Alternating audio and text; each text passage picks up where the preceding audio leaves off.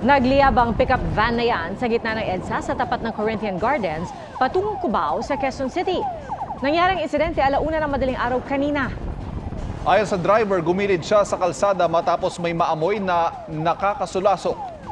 Doon na raw nagliyabang ilalim ng hood ng pickup. Nagdulot ng traffic ang insidente pero wala namang nasaktan.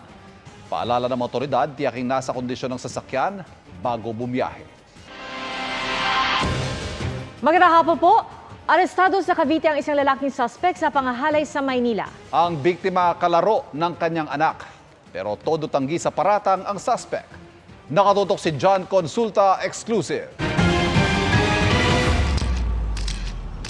Agad dinakip ng mga operatiba ng Women and Children Concern Section ng Manila Police ang target nila sa bahaging ito ng Cavite. Inaresto ang lalaking suspect sa reklamong statutory rape. Nanghalay umano siya ng isang minor de edad sa kanilang lugar.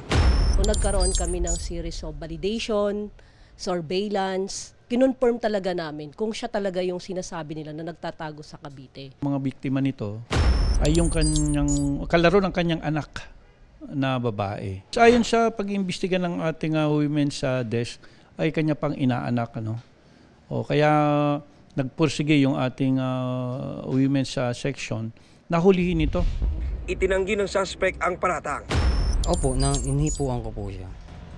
Yun lang pong ginawa ko. Hindi po totoo yung rape po eh. Hindi po totoo yun. Ayon sa MPD, na-discover nilang may arrest warrant din ang suspect para sa kasong acts of lasciviousness para sa iba pang insidente. Nakakulong ngayon ang suspect sa MPD jail. Paalala naman ng MPD sa mga magulang. Kailangan nating i-supervise yung mga anak natin, unang-unang minor de edad yan, para maiwasan natin yung ganitong pagsasamantala sa kanila dahil very vulnerable yung ganitong edad at huwag tayo magtiwala basta-basta. Para sa GMA Integrated News, John Consulta, nakatutok, 24 oras. Dalawang Chinese research vessel ang namataan sa Philippine Rice. Sa isang social media post, sinabi ng American maritime expert na si Ray Powell na ang mga barko ng China ay namataan sa bahagi ng northeast corner ng Philippine Rice. Base sa satellite image, nagmula raw sa Guangzhou sa China ang mga barko noong Pebrero 26 at dumaan sa Luzon Strait sa pagitan ng Basco Batanes at iba pang mga isla sa labas ng Luzon. Ang Philippine Rice o Benham Rice ay malawak na lupain sa ilalim ng dagat sa silangan ng Luzon.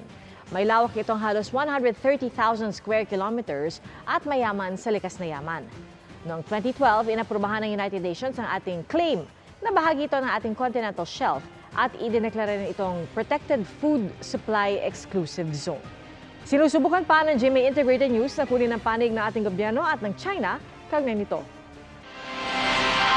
Halos 5 oras na wala ng kuryente ang ilang bahagi ng Panay Island, Negros Occidental at Bacolod City.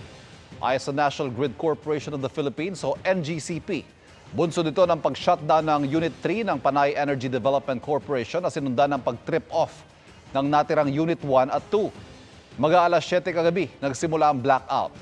Bago mag-alas 10, nakabalik din sa Panay Grid ang Unit 2 at 1.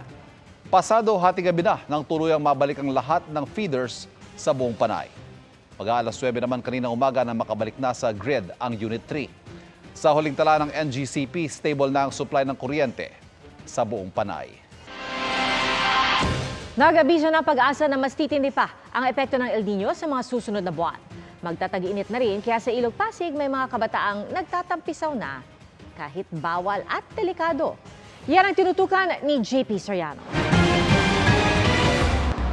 Halos buong maghapong tirik ang araw sa malaking bahagi ng Metro Manila. Masakit sa balat, tsaka nakakahilo rin. Ang mga ganitong kaso, posible raw mauwi sa heat stroke ayon sa Health Department. Kaya dapat sumilong kapag sobrang tindi ng init at dagdagan ang water intake o yung iniinom na tubig. Kung kailan hindi na po pinagpapawisan ang isang taong baka mauwi sa heat stroke, bigla na lang po yan magaganap at biglang matutumban na lang. Ang ilang kabataan naman sa Maynila nagtampisaw sa Ilog Pasig para mapawi ang init. Mistulang resort ang bahagi ng ilog sa ilalim ng tulay at linya ng LRT sa Quiapo. May ilang nakahanap ng lubid para makapitan habang nagtatampisaw. Ang ilan naman tila nag-sunbathing pa pagkaahon. May mga magulang namang nakabantay sa kanilang mga anak. Sabi ng ilang residente, dahil sa init, kaya napapadalas daw ngayon ang pagligo ng mga kabataan sa ilog. Pero ipinaalala namin sa kanila ang babala noon pa ng Department of Health at Philippine Coast Guard na delikado at bawal ang paglangoy sa Ilog Pasig dahil kontaminado ang tubig at may mga dati nang nalunod dito, pati na sa Manila Bay. Sanay na po sila dyan sa ilog. Kabisado na po nila to. Pinagbabawalan po kaso nga matigas ang ulo niyan. Kaya pinapabayaan na lang po namin. Nagpaalala rin ang Task Force El Nino na mag-ingat sa paliligo sa mga ilog at dagat. Hindi raw dahil El Nino at napakainit ay hindi magbabago ang current o agos ng tubig. Pwede raw itong maging kabaliktaran sa ilang pagkakataon. Hindi ibig sabihin na pag El Nino walang ulan. No? Kung may ulan, sabi nga ng mga kaibigan natin sa Pag-asa, mas extreme yung thunderstorm, saka mas malakas yung pag-ulan. So, dapat iba yung pag-iingat pa rin. Ayon sa Pag-asa, inaasahang titindi pa sa mga susunod na buwan ang El Nino. Kaya ang pamahalaan gumawa na ng whole-of-government approach para matiyak ang kaligtasan ng publiko. Kabilang dito ang pagtitiyak na may maayos na supply ng tubig sa mga dam at reservoir at pagkakalat ng water tanker sa iba't ibang bahagi ng bansa. So very important na may backup for in case ihinto ang water, manipis ang power supply, may backup so services will not stop just because of El Nino power tightness and water shortages. Magkakaroon din ng cloud seeding operation para magpaulan sa mga palayan. Ayon sa Department of Agriculture, pinakaapektado sa ngayon sa kakapusan ng ulan dahil sa El Nino ang mga probinsya ng Iloilo at Mindoro kung saan ekta-ektaryang lupain na ang natuyot. Para sa GMA Integrated News, JP Soriano, nakatutok 24 oras. May dagdag bawas sa presyo ng petrolyo sa unang Martes ng Marso. Batay sa tansya ng Uni-Oil, nakambang tumaas ang presyo ng gasolina ng 50 hanggang 70 centavos per liter. 30 to 50 centavos naman ang inaasahang bawas presyo sa diesel. Ayon sa Department of Energy, ang nakambang rollback sa diesel ay bunsod ng pagtaas ng stock ng krudo sa Amerika. Habang inaasahang taas presyo sa gasolina, epekto raw ng pagpataw ng Russia ng 6-month export ban simula March 1. Sinuyod na raw ng Manila International Airport Authority ang NAIA Terminal 3 para matiyak na wala nang makita raong surot pati na daga. Umamin din ang MIA sa pagkukulang pero ang kanilang kinontrata para sa pest control hindi raw lusot. At yan ang tinutukan ni Darlene Kai. Galing sa Bicol ang pasahero sa NAIA Terminal 3 na si Jacinto. Extra ingat daw siya ngayon dahil sa napabalitang mga surot sa ilang upuan sa airport. Aware ako kung inibig ko muna ng mga upuan kaya baka may surot. Pero wala raw nakitang surot o anumang insekto ang mga pasahero sa arrival area ng NAIA Terminal 3. Nilinis na kasi ang mga upuan. Ganito na itsura ng mga upuan dito sa NAIA Terminal 3 matapos kasing makuna ng video yung mga surot. Yung ginawa ng MIAA ay isa-isa itong binaklas, nilinis, binigyan ng chemical treatment, binilad sa araw at saka pininturahan bago ibalik dito. Last week nagsundo rin kami. Ay iba pa ang upuan, hindi pa po ito. Ngayon naman po okay na siya. Pag-amin ni Manila International Airport Authority General Manager Eric Ines. Kami lahat may pagkukulang. Inaamin ko yun. I mean, siguro, maaaring hindi ko tinignan na maigi. Hindi ko naman, ayoko na sabihin na inabutan ko. No? Trabaho ko rin, ayoko na magturo. Bukod sa pagproseso sa nasa 8,000 gang chairs sa Terminal 3, ininspeksyon na rin daw ang lahat ng mga upuan sa ibang terminal ng NAIA. Kasama na ang pag-imbestiga sa nakunang daga sa paliparan. Pinag-aaralan na rin daw ang pananagutan ng nakakontratang pest control company na hindi na muna nila pinangalanan. I told them na pag meron pang maulit na ganyan, i-revoke ko yung kinakailangan i-revoke. Pinabibilis na rin daw ang proseso ng pagbili ng mga bagong upuan. Pasensyahan lang muna sana nila na itong mga hakbang na ginagawa natin ngayon ay hakbang na napapunta sa isang mas magandang paliparan natin. Ang number one na priority naman talaga natin is yung convenience ng pasahero. Para sa GMA Integrated News, Darlene Kai, nakatutok 24 oras. 5 wanted na suspect at isang lalaking nahulihan ng marijuana ang nadakip sa one-time big-time operation sa Parañaque. At tinutukan yan ni Jomar Apresto. Natsyempuhan lang ng mga pulis ang lalaking ito habang nagpapatrolya kagabi sa Barangay San Dionisio sa Parañaque City. Ang lalaki nakuhanan ng pinatuyong dahon ng marijuana na nakalagay sa isang tube. Sa kuha namang ito, isang undercover na pulis ang nagsilbi ng warrant of arrest sa lalaking ito na may kasong theft. Ayon sa pulisya, isang one-time big-time operation laban sa mga wanted ang kanilang ikinasa kagabi sa nasabing barangay. 5 wanted person ang kanilang nahuli, kabilang na ang isang lalaki na sangkot umano sa serye ng patayan sa Parañaque at Las Piñas. Siya rin ang itinuturong suspect sa pamamaril sa Baclaran noong 15 ng Pebrero. Medyo notorious na talaga siya, no? Kaya paghanap namin sa kanya ay talagang puspusan. Yung baril na nakuha natin sa kanya ay cross-match natin yan doon sa mga cases na kinakaharap niya. So magandang kuan yun. Development. Hinuli naman ang lalaking ito dahil sa pag-inom sa pampublikong lugar pero lumabas sa investigasyon na wanted din pala siya sa kasong may kinalaman sa iligal na pagsusugal. Sinita at pinagmulta rin ng mga pulis ang nasa 40 residente na lumabag sa iba't ibang ordinansa sa lungsod. Para sa GMA Integrated News, Jomar Apresto nakatutok, 24 oras. Kanya-kanyang dampot ng isdang tamban ang mga taga Cebu. Hindi pa kasi tapos ang pagdagsa ng biyaya ng dagat na naranasan din sa iba pang baybayin ng lalawigan. Nitong Huwebes, nagkumahog sa pangunguha ng isda ang mga taga-Argao at Hinatilan. Ayon sa Bureau of Fisheries and Aquatic Resources Region 7, dumami ang isda dahil sa ipinapatupad nilang 3-month closed fishing season o pagtigil sa pangisda sa Visayan Strait. Arestado sa magkahiwalay na operasyon sa Calabarzon ang 2 sangkot sa panggagahasa. Isa sa kanila, tatay na ng molestya at nakabuntis umano ng sariling anak. Tinutukan niya ni John Consulta, exclusive. Tatawid na. Peper. Malayo pa lang, naispatan na ang target ng operasyon sa Alfonso, Cavite. At paglabas ng suspect sa convenience store, agad siyang dinakma ng mga tauhan ng Regional Intelligence Division ng PRO-4A.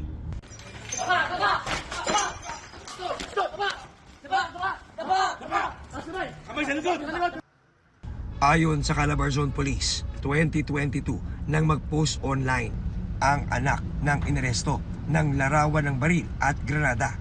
Ang mga ito pala ang panakot daw ng suspect sa anak sa makailang ulit na pang-aabuso sa kanya. Sa 4 na bisis yung sabi ng yung victim. So which is tinuturo talaga niya yung tatay niya. Nabigla tayo sa revelation na ito palang suspect ay nabuntis siya dahil nga doon sa pangre-rape ng tatay niya.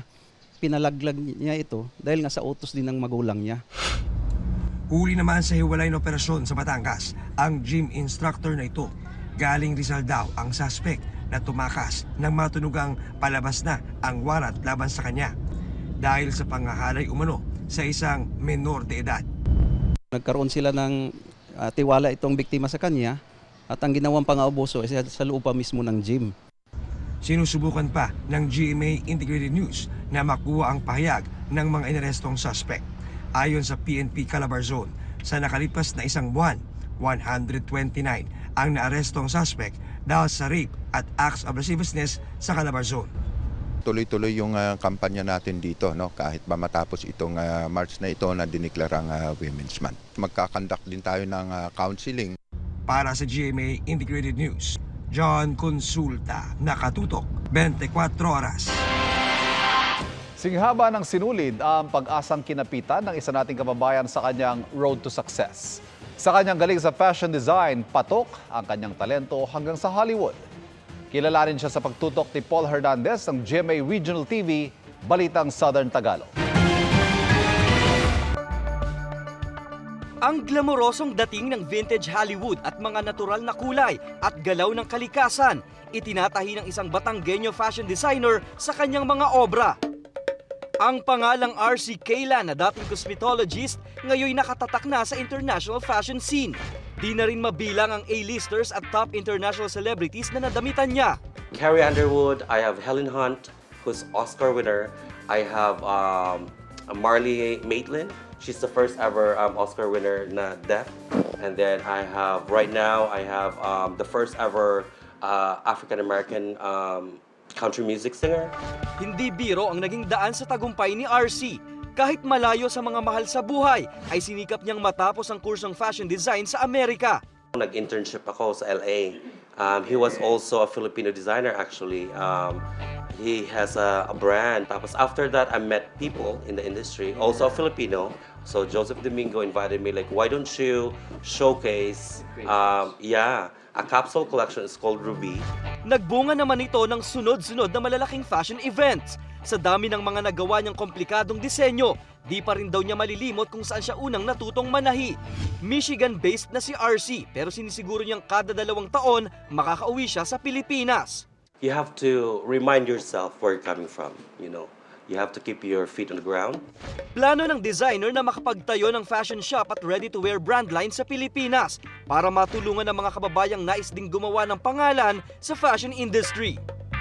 Para sa GMA Regional TV, Balitang Southern Tagalog at GMA Integrated News, Paul Hernandez, nakatutok 24 oras.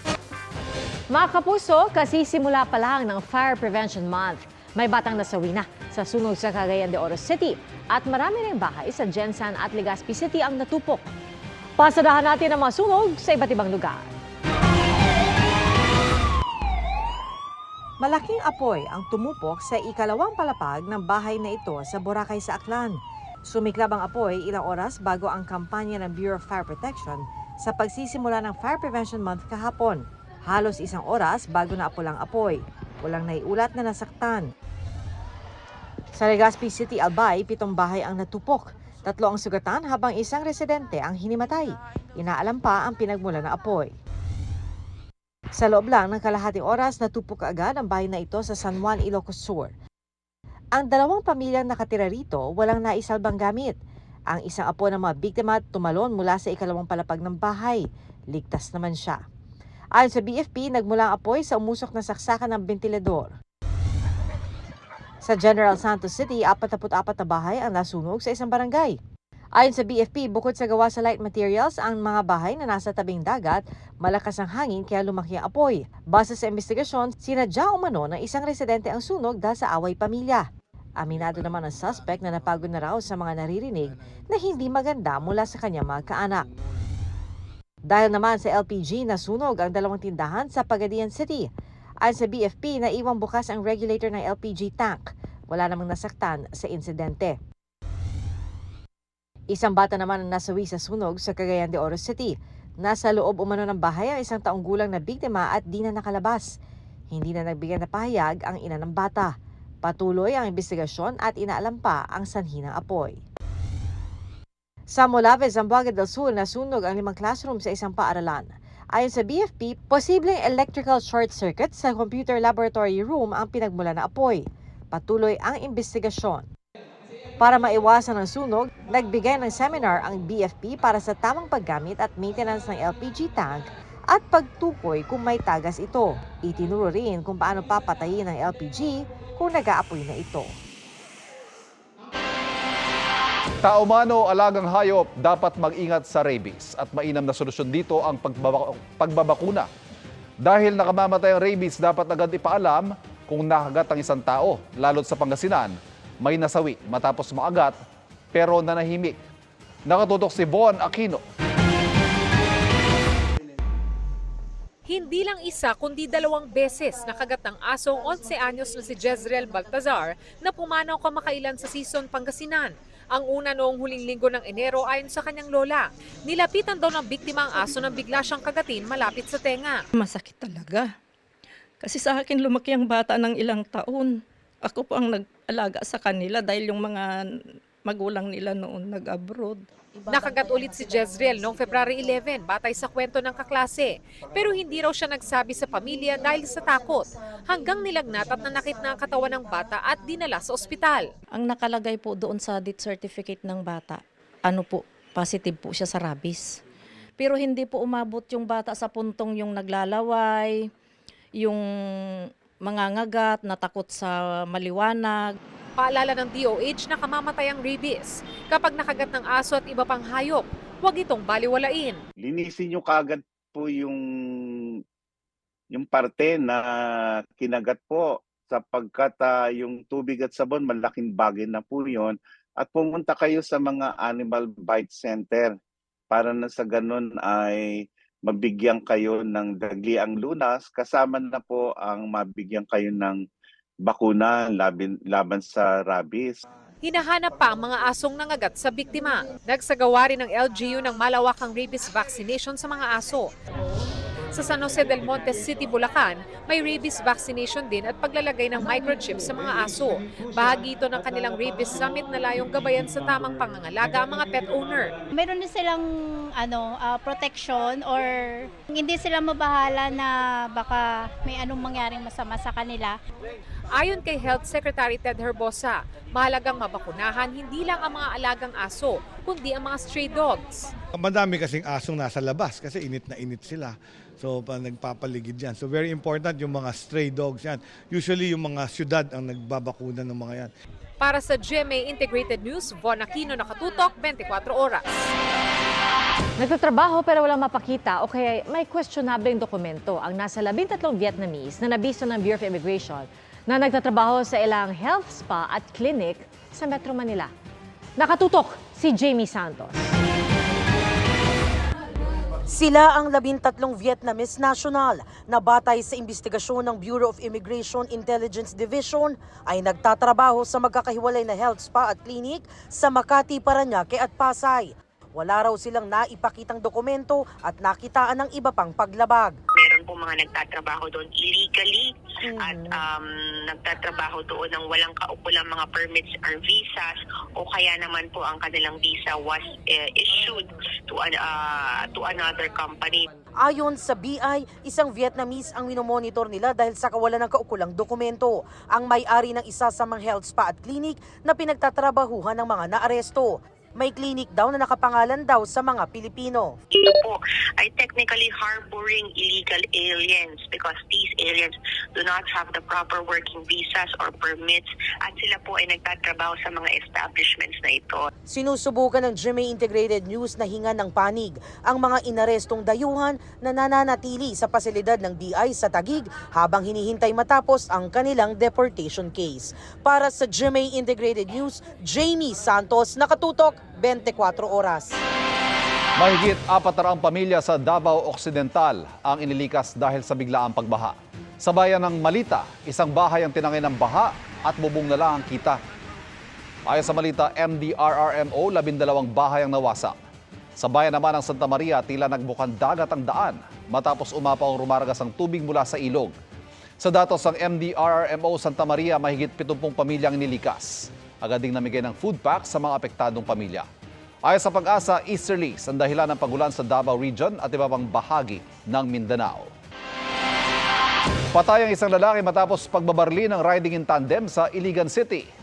Nasawi rin dahil sa pamaril ang isang senior citizen sa Pagadian City. Paspasan natin ang ilang krimen sa probinsya.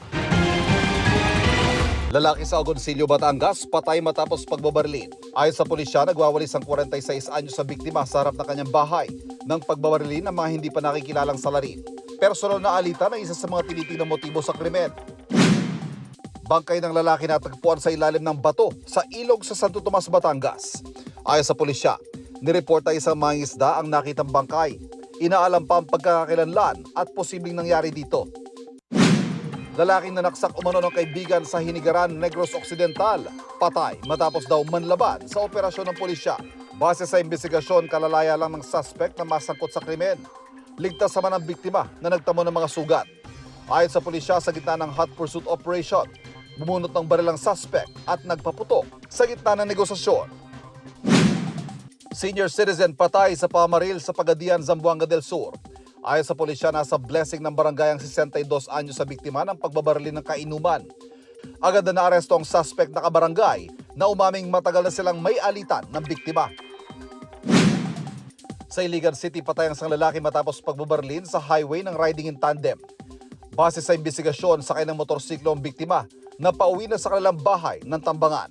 Tinutugis pa ang mga salarin at inaalam pa ang motibo sa krimen.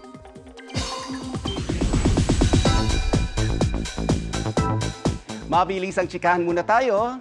May pa-sweet message si Ruru Madrid para sa girlfriend na si Bianca Umali na nagsa-celebrate ng kanyang 24th birthday. Partner in laughter, worst enemy, at inspirasyon daw ni Ruru si Bianca. Grateful din daw siya na best friend for life niya ang birthday girl at di na raw makapaghintay na makita na mag-unfold ang kanilang future together. Muli namang kinilala bilang isa sa Journalists of the Year si GMA Integrated News Consultant at GMA News Online Editor at Large Howie Severino sa 5th Metrobank Foundation Award for Continuing Excellence and Service. Grateful and humble daw si Howie sa pagkilala.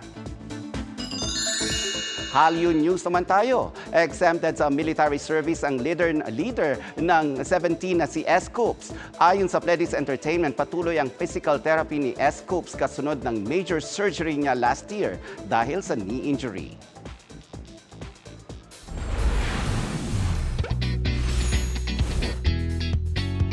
Mga kapuso, pangarap nyo bang mag-tour around the world? Pwede nyo raw itong ma-achieve nang hindi mabigat sa bulsa sa isang resort sa Cavite. At nakatutok doon live si Katrina Son. Katrina? Pia, summer is approaching na talaga. May plano na ba kayo to beat the init? Well, I got you covered dahil dito sa Naik sa Cavite may pasyalan na talaga namang papawi sa init na dala ng summer season. Bukod sa budget-friendly na aba, tila matutour nyo pa ang mga sikat na tourist spots sa buong mundo. Saan ka dadalhin ng 230 pesos mo? Sa budget na yan, pwede ka nang makapamasyal at makapagpa-picture sa ilang tourist destinations around the world nang hindi umaalis ng Pilipinas. Ang Dubai feels na hatid ng Burj Khalifa. Old world charm naman ng Pyramid ng Egypt. Ang Statue of Liberty ng New York City. Christ the Redeemer statue ng Rio de Janeiro, Brazil. Sydney Opera House ng Australia. Igloo sa North Pole, Santorini sa Greece, at Clock Tower ng Big Ben sa UK. Parang makakapag-around the world trip ka sa loob lang ng ilang oras sa isang farm and resort dito sa Naik, Cavite. Hindi na kailangan ng visa, hindi na kailangan ng airfare. Yung family. Kasi siyempre iba-iba yung mga ng family namin. So andali namin silang nag-gather. Diba? World tour in a day kasama ang buong pamilya. Ang kambal na sina Maureen at Michael parang nag-world tour para sa kanilang 80th birthday celebration. Isa sa mga mga gusto ko pong puntahan is sa mga lugar po sa Europe like Sweden po, like Paris. Kaya dito po kami nagpa-picture. At syempre kapag mangingibang bansa ka, hindi mo kakaligtaan puntahan ang tinatawag nilang happiest place on earth, ang Disneyland. Pero ito, tinatawag nilang happiest place sa Cavite. Maikot nila po ang buong mundo. Para yung ating po mga kasamang mga Pilipino is para po sila nakapunta na rin po sa ibang bansa na hindi po gagastos ng malaki or ng visa para makapaglibot po. 20 seconds. Pia, bukas ang Farm Hotel and Resort na ito during weekdays nga mula 9 a.m. hanggang 9 p.m. At kapag weekends naman, bukas ito mula 8 a.m. hanggang 11 p.m. At yan na muna ang latest mula dito sa Cavite. Pia? Maraming salamat, Katrina Son. Tumilapon ang rider ng motorsiklo at angkas niya ng masalpok na isang SUV kanina alas 3 ng hapon sa Quezon City. Sugatan sa katawan ng angkas sa babae. Kwento ng rider, mabilis ang patakbo ng SUV. Kaya nagkasalpukan sila. Pero giit ng driver na bigla siya sa pagsulpot ng motorsiklo sa kanyang harapan. Handa naman daw ang driver na makipagtulungan sa nabanggang rider. Dahil sa pag-aakalang mangangagat, tinaga sa paa ang isang aso sa Minalabak, Camarines Sur. at hirap tuloy makalakad ang aso dahil sa tinamong sugat. Nakatakda itong dalhin sa veterinaryo para maipagamot. Bagamat kamag-anak ang nanaga, plano ng pamilya ng may-ari ng aso na sampahan siya ng reklamo. Nakarating na sa LGU ang nangyari at magbibigay raw sila ng tulong. Wala pang pahayag ang nanaga sa aso.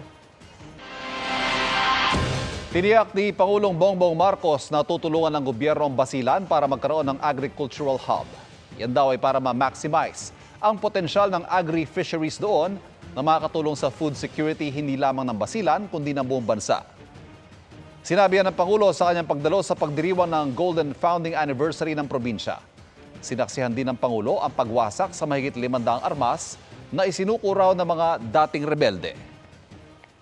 Our presence in today's event reaffirms the truth that what was once a ground zero of war is now turned into an epicenter of peace. A province that was once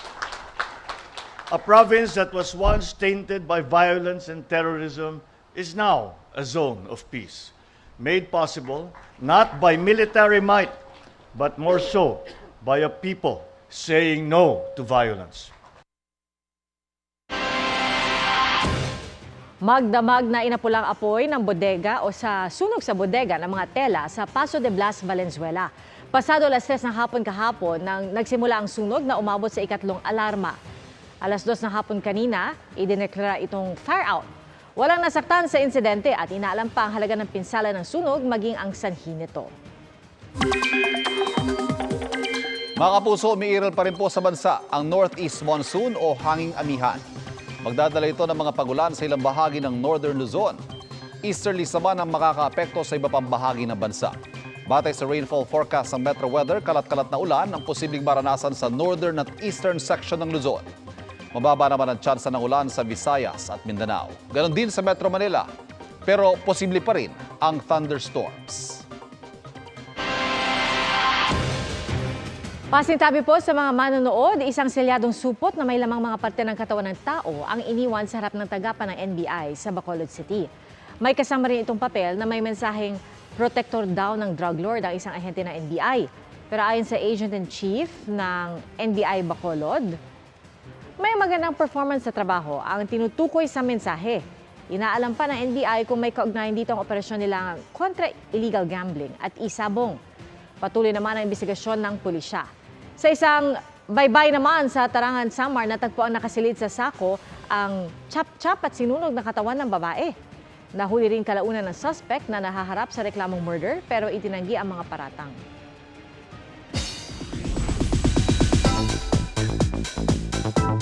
Balik Pilipinas si Alden Richards. Bukod sa pagbabalik taping para sa Pulang Araw, may gagawin din siyang international project. Yan ang aking chika. Mula sa Amerika kasama ang kanyang family for the holidays hanggang sa pagpunta sa South Korea para makibonding with fans. Sinulit ni Asia's multimedia star Alden Richards ang travel abroad at pag-explore ng opportunities. Nireveal pa rin pambansang Bay na may upcoming international project siya. Medyo matagal-tagal po yan, parang it's a 1-month filming abroad. This year po siya, pero inaayos pa lang po yung schedule, pero so far it's confirmed. Kwento ni Alden, ire-release ito internationally sa iba't ibang platforms.